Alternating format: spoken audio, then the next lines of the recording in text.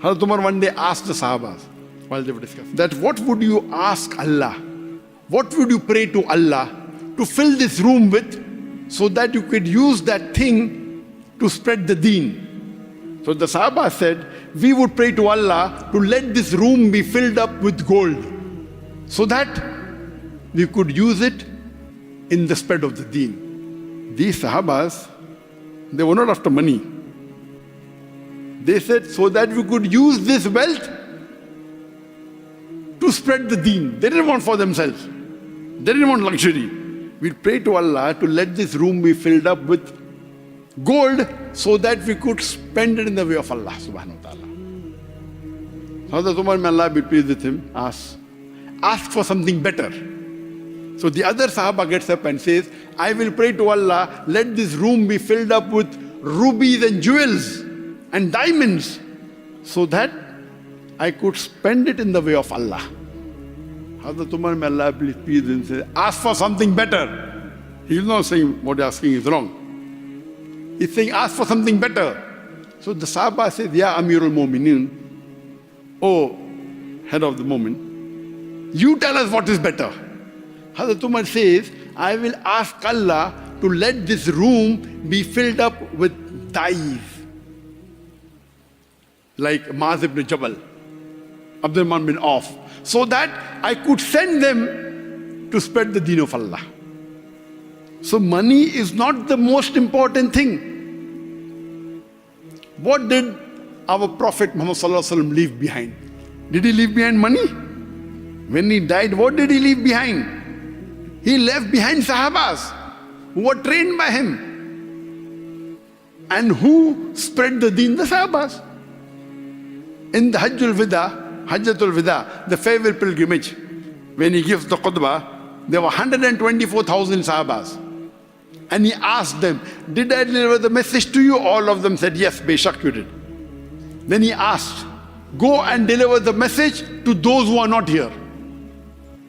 And majority of them, they went all over the world to deliver the message. A small percentage were buried in Arabia. So the most important thing is Allah's help. Manpower, not money. So the most important thing for success is the help of Allah. Allah says in Surah Imran, chapter number 3, verse number 160. If Allah helps you, none can overcome you. If Allah forsakes you, who is there then who can help you? So let the believers put their trust in Allah. Number 2 is striving and struggling. Allah says in Surah Ankabut, chapter 29, verse 69. If you strive in the way of Allah subhanahu wa ta'ala, Allah will open up your pathways. If you strive and the pathway is not opened, who's to blame? You, not Allah. Because Allah promises if you strive, He'll open up your pathways. If you strive and the pathway is not open, that means your striving is not correct. It's not sufficient. Allah promises that if you strive, if you do jihad, Allah will open up the pathways.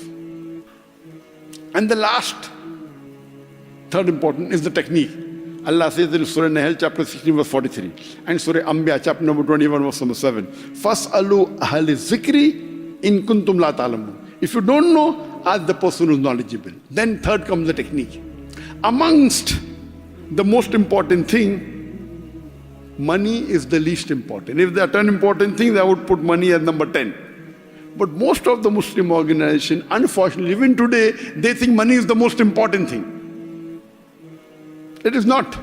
Number 1 is Allah's help. If there are 10 important things, money would come last. Do you know we started our organization, Islamic Research Foundation? If you know about our organization, we started our organization in 1991.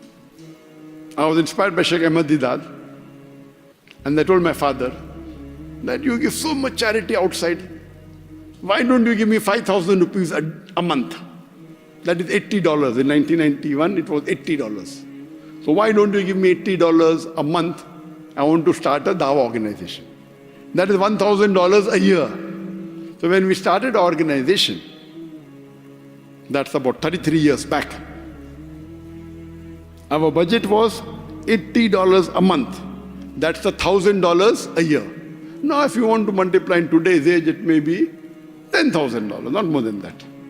How much more? $12,000. Not more than that. We started with a low budget.